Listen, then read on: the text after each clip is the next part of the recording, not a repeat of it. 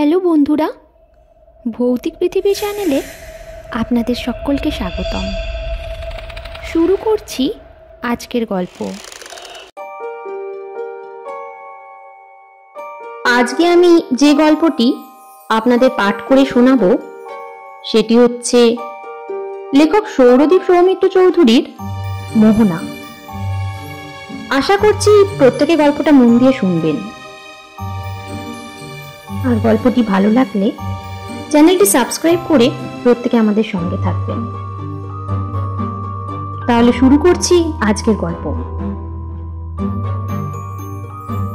দূর আর ভাল লাগে না, এত চেষ্টা করেও মনটা ধ্যানে বসাতে পারছি না। আরে এত তাড়াতাড়ি অধৈর্য হয়ে পড়লে চলে অভ্র? আজকের সিয়ান্সের মিডিয়াম তো তুই, আর একটু ভালো করে মনোনিবেশ কর। এভাবে বারবার ধ্যান ছেড়ে উঠে পড়লে কিন্তু কোনো আত্মাই ধরা দেবে না। একরাশ বিরক্তি নিয়ে আবার চক্রের মাঝখানে পাতা আসনে এসে বসল অভ্র। পুনরায় চোখ দুটো বন্ধ করল।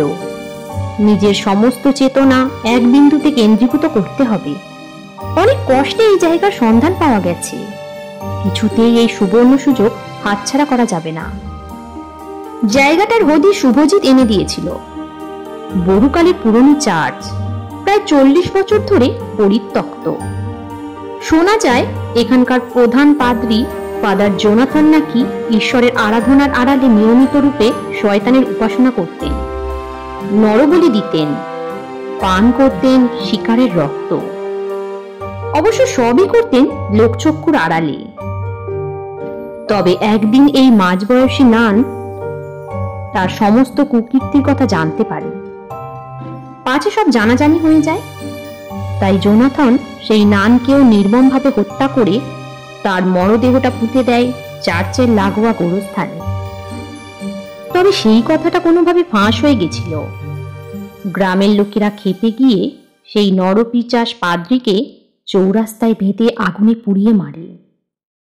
তারপর থেকে এই চার্চ বন্ধ। নিত্য পূজাও হয় না বহু বছর ধরে। স্থানীয়দের অনুসারে জায়গাটা নাকি অভিশপ্ত। প্রেত নামানোর জন্য এর চেয়ে প্রশস্ত জায়গা আর পাওয়া যাবে না। সিঁদুর দিয়ে আঁকা একটা বড় চক্র, তার ঠিক মাঝখানে আসন পেতেছে দুই বন্ধু। চক্রের চারিদিকে গুনে গুনে 7টা মাটির প্রদীপ জ্বালানো। অভ্রর হাতের কাছে চামড়ায় বাঁধানো একটা ডায়েরি আর কলম। যদি কোনো আত্মা ও শরীরে ভর করে কিছু বার্তা দিতে চায়, সেইটা তৎক্ষণাৎ লিপিবদ্ধ করে ফেলার মতলবেই এত আয়োজন। বনে বাজারে ভূত খুঁজে বেড়ানো, প্ল্যানচেট করে প্রেত নামানো, এইসব বিষয় দুই বন্ধুর বেশ কিছু বছরের অভিজ্ঞতা ছিল। এমন ধারা ভূত পাগলা পাবলিকদের এইসব সরঞ্জাম সবসময় হাতের কাছেই রাখতে হয় বই কি। অনেকক্ষণ একাগ্র চিত্তে ধ্যানমগ্ন অবস্থায় বসে রইল অভ্র আর শুভজিৎ। এতক্ষণ পর অভ্র টের পেল মনটা যেন আগের চেয়ে অনেকটাই শান্ত হয়েছে। বিগত 1 ঘন্টা ধরে চোখ বন্ধ করে শুধুই অন্ধকার দেখছিল, কিন্তু এবার একটু একটু করে একটা ঝাপসা দৃশ্য চোখের সামনে ফুটে উঠেছে যেন। দৃশ্যটা ক্রমশ স্পষ্টতর হলো। দীপাবলির এক ঝলমলে রাত, চারিদিকে অসংখ্য প্রদীপের মালা। আরে এইটা তো ওরই বাড়ি। তবে বারান্দায় নীল শাড়ি পরিহিতা ওই মেয়েটাকে মোহনা। কিন্তু ও তো 3 বছর আগেই গলায় দড়ি দিয়ে। এবার মোহনার পিছনে এক পুরুষ মূর্তির আবির্ভাব ঘটেছে। কে ওই ছেলেটা? অভ্র? হ্যাঁ, অভ্র নিজেই। দুজনের মধ্যে কিছু একটা নিয়ে উত্তপ্ত কথোপকথন চলছে। সময়ের সাথে সেই আলোচনার তাপমাত্রাও বাড়তে থাকে। তার সঙ্গে পাল্লা দিয়ে চড়তে থাকে দুজনের গলার স্বর। প্রথমে কথা কাটাকাটি, তারপর উচ্চ স্বরে ঝগড়া। শেষে অভ্র ঠাটিয়ে এক চর কষিয়ে দেয় মোহনার গালে। পকেটে থেকে একটা অ্যাসিড বাল্ব বের করে সজোরে ছুঁড়ে মারে ওর মুখের ওপর। যন্ত্রণায় কোকিয়ে ওঠে মেয়েটা। মুখটা 2 হাতে ঢেকে মাটিতে লুটিয়ে পড়ে। আজ হঠাৎ পুরনো ঘটনাগুলি দেখছে কেন ধ্যানে বসে? বাজি ফেটে মুখ পুড়ে গেছে পুলিশের কাছে এই হাস্যকর যুক্তি দেখিয়ে, এবং সঙ্গে বেশ কিছু টাকা কড়ি খসিয়ে যথেষ্ট মসৃণভাবে কেসের ফাইলটা ক্লোজ করিয়ে দিয়েছিলেন অভ্রর প্রতিপত্তিশালী মা। শেষমেশ নিজের সেই বিকৃত রূপের জ্বালা সহ্য করতে না পেরে মোহনা আত্মহত্যা করেছিল। মুহূর্তের জন্য মনটা আত্মগ্লানিতে ভরে গেলেও নিজেকে চটজলদি সামলে নেয় অভ্র। এতে ওর কি দোষ? করুণা করে গরিব মেয়েটার সিঁথিতে সেই কোন যুগে সিঁদুর পরিয়েছিল, তাই বলে চিরকালে সম্পর্কের বাঁধন ঘাড়ে করে বয়ে বেড়াতে হবে নাকি? আজীবন সংসার করতে হবে ওই আনস্মার্ট গেঁয়ো ভুট্টার সঙ্গে? মেয়েটা যেন এঁটুলির মতো জড়িয়ে গেছিল। মিউচুয়াল ডিভোর্সের বিনিময়ে মোটা অঙ্কের টাকার অফারটাও নির্দ্বিধায় অস্বীকার করে দিয়েছিল মোহনা। প্রিয়াকে বিয়ে করতে গেলে পথের কাঁটা তো সরাতেই হতো। কিন্তু এ কি, মোহনা মাটি থেকে উঠে ধীর পায়ে ওর দিকে এগিয়ে আসছে কেন? উফ, কি বিভৎস সেই বিকৃত মুখ! মোহনা এবার নিজের হাত বাড়িয়েছে, বাঁ হাতে শক্ত করে চেপে ধরেছে অভ্রর থুতনি। কিছুতেই নিজেকে ছাড়াতে পারছে না অভ্র। জোর করে মুখটা খুলিয়ে দিল মোহনা। ওর ডান হাতে জলে ভরা একটা কাঁচের বোতল, সেইটা খুলে ঢক ঢক করে পুরো জলটা ঢেলে দিল অভ্রর গলায়। জল? না না না, জল তো নয়, এটা তো। গোঙানি শুনে তাড়াতাড়ি চোখ খুলল ধ্যানমগ্ন শুভজিৎ। দেখলো ওর বন্ধু মাটিতে শুয়ে কাতরাচ্ছে, গোটা দেহটা প্রচন্ড কষ্টে ধনুকের মতো বেঁকে যাচ্ছে, মুখ দিয়ে উঠে আসছে রক্ত মিশ্রিত ফেনা। ঠিক তখনই দূরে কোথাও একটা পেঁচা ডেকে উঠল কর্কশ স্বরে। রাতের অন্ধকার আরো গভীরভাবে চেপে বসলো ঘুমন্ত শহরের বুকে। রতন, এই রতন, দেখ তো কে বেল বাজাচ্ছে। দাদাবাই এসেছেন গো, মা জননী। অভ্র, এসেছিস বাবা? আয় আয়, ভিতরে আয়। তাড়াতাড়ি সিঁড়ি দিয়ে নেমে দরজার দিকে এগিয়ে গেলেন প্রতিভা দেবী। 33 বছর বয়সে বিধবা হওয়ার পর থেকে নিজ হাতে সামলাচ্ছেন স্বামীর স্থাপন করা বিশ্বাস গার্মেন্টস। তিল তিল করে গড়ে তুলেছেন বিশাল বড় এক বিজনেস এম্পায়ার। আজকের দিনে সারা দেশ জুড়ে বিশ্বাস গার্মেন্টের কোটি টাকার কারবার। এতক্ষণে তোর বাসায় আসার সময় হলো? ঘড়ি দেখেছিস? আরে তুমি তো জানো মম, এইসব কাজে একটু সময় লাগে। তা কতগুলো ভূত ধরলি রে অভ্র? ব্যঙ্গের সুরে ঠোঁট ওল্টালেন প্রতিভা দেবী। যত সব বুঝলো কি, তোর ওই বন্ধুটারও বলিহারি। কোথায় শুভজিৎ তোকে এসব পাগলামির হাত থেকে বিরত রাখবে, উল্টে সে নিজেই তোকে ইন্ধন যোগায়। আরে ছাড়ো তো মম। তাও ভালো যে শেষে গিয়ে একটা আত্মার দেখা পেলাম। যাই গিয়ে স্নানটা সেরে আসি।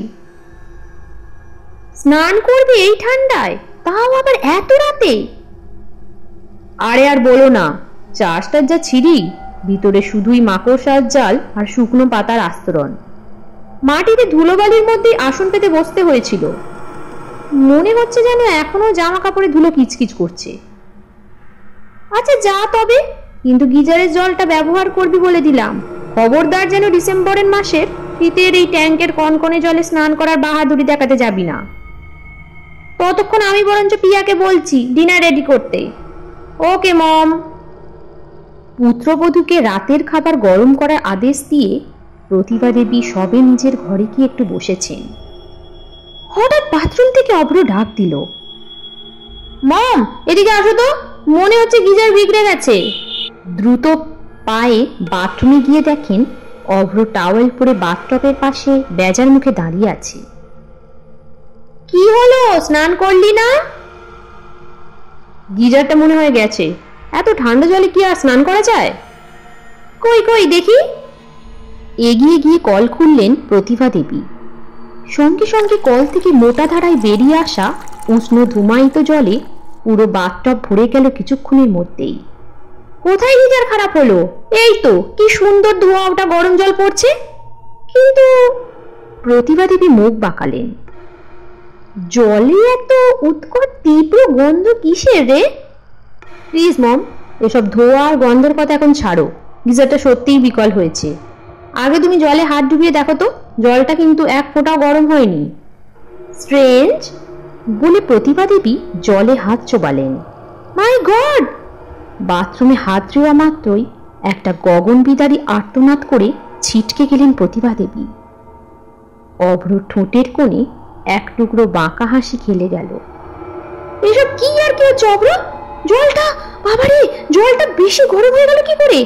আহ, হাতটা পুড়ে গেল আমার। অভ্রর মুখের কুটিল হাসিটা সামান্য চওড়া হলো। আরে না মম, এইটা তো জল নয়, এইটা আসলে কনসেন্ট্রেটেড সালফিউরিক অ্যাসিড। চেনা চেনা লাগছে বুঝি এই কেমিক্যালের নামটা? আর আমিও অভ্র নই, আমি। প্রতিভা দেবী হতবাক চোখে তাকিয়ে দেখলেন মুহূর্তের মধ্যেই তার ছেলের চেহারার এরকম অলৌকিক পরিবর্তন করতে আরম্ভ করেছে। অভ্রর শরীরটা ক্রমশ রূপান্তরিত হয়ে উঠছে একটা মেয়েলি আকারে। একটু একটু করে মুখ থেকে চামড়া আলগা হয়ে খসে পড়ছে। ত্বকের আবরণ সরে গিয়ে ভিতর থেকে উঁকি মারছে মাংসের গোলাপি স্তর। ডান চোখটা পুরোটাই নষ্ট হয়ে গেছে। কালো মণিটা গলে গিয়ে ধারণ হয়েছে ভয়াবহ এক ঘোলাটে সাদা রং। ঠোঁট জোড়া বিশ্রীভাবে পুড়ে কুঁকড়ে গেছে। এখন সেইখান থেকে দাঁতের উলঙ্গ পাটি দৃশ্যমান। বিভিন্ন জায়গায় পুড়ে গিয়ে চামড়ায় টান ধরেছে। ক্ষত স্থানগুলো দেখে দরদর করে গড়িয়ে পড়ছে কষ। মোহনা! হ্যাঁ, আমি মোহনা, বিশ্বাস পরিবারের পুত্রবধূ। আপনার ছেলে আমার মুখে অ্যাসিড ছুঁড়ে মারলেও এই গোটা পরিকল্পনার পিছনে নাটের গুরু তো আপনি, তাই না মা? কি সুন্দর টাকা ছড়িয়ে আমার কেসটা ধামাচাপা দিয়ে দিলেন। দীপাবলির বাজিতে মুখ পুড়ে গেছিল, তাই না? এবার দেখুন বাজির পোড়া আর অ্যাসিডের পোড়ার মধ্যে কত পার্থক্য। পেতিনি এগিয়ে এসে চেপে ধরল প্রতিভা দেবীর হাত দুটো। পিঠে সজোরে এক ধাক্কা দিয়ে ঠেলে ফেলে দিল অ্যাসিড ভরা বাথটবের ভিতরে। হেল্প! হেল্প! বাঁচাও আমাকে! হেল্প! যন্ত্রণায় ছটপট করে উঠলেন প্রতিভা দেবী। মোহনা, আমাকে বাঁচাও প্লিজ! মোহনা, আমাকে বাঁচাও প্লিজ! আর পারছি না এই জ্বালা সহ্য করতে। আমার সারা শরীর পুড়ে ছারখার হয়ে যাচ্ছে। কে কোথায় আছিস? রতন, আমাকে বাঁচা রতন! কি হলো মা? খুব কষ্ট হচ্ছে বুঝি? মজা লাগছে না অ্যাসিডে পড়তে? আর কাকে যেন ডাকছিলেন এখনই? ভদ্রতার মুখোশ পরা তোমাদের মতো নরপিশাচদের বাঁচাতে আজ কেউ আসবে না মা, কেউ আসবে না। লোহার মতো শক্ত দুটো হাত দিয়ে নিজের শাশুড়ির শরীরটা অ্যাসিডের মধ্যে ডুবিয়ে রেখেছে মোহনা। এক চুলো এদিক ওদিক নড়তে দিচ্ছে না। ব্যথার চোটে প্রতিভা দেবীর শরীরটা থরথর করে কাঁপছে। একসময় কাঁপতে কাঁপতে দেহটা শিথিল হয়ে পড়ল। অ্যাসিড ভরা বাথটবের তলানিতেই পড়ে রইল বিজনেস টাইকুন প্রতিভা বিশ্বাসের গলিত শরীরের অবশিষ্ট অংশটুকু। একই রাতে এত বড় একটা ভিআইপি পরিবারে ঘটে যাওয়া জোড়া খুনের ঘটনা পুলিশ মহকুমার ঘুম উড়িয়ে দিয়েছে। অনেক তদন্ত চলেছিল। তারপর সন্দেহের বশে বাড়ির বউ প্রিয়া বিশ্বাস, বৃদ্ধ চাকর রতন মণ্ডল এবং মৃতকের বন্ধু শুভজিৎ রক্ষিতকেও আটক করে ঘন্টার পর ঘন্টা জেরা করেছিল পুলিশ। তবে প্রমাণের অভাবে তিনজনই ছাড়া পেয়ে গেছিল। শেষমেশ অমীমাংসিত রয়ে যায় বিশ্বাস গার্মেন্টসের একচ্ছত্র সম্রাজ্ঞী শ্রীমতী প্রতিভা বিশ্বাস ও তার একমাত্র পুত্র শ্রী অভ্রজ্যোতি বিশ্বাসের আকস্মিক মৃত্যু রহস্য। আজ বনে অপরিসীম শান্তি পেয়েছে মোহনা। নিজের পালকের মতো হালকা সূক্ষ্ম শরীরটা হাওয়ায় ভাসিয়ে উড়ে চলেছে রূপালী মেঘের উপর দিয়ে। এতদিনে ওর মর্তধামের সব অসমাপ্ত কাজগুলো ফুরিয়েছে।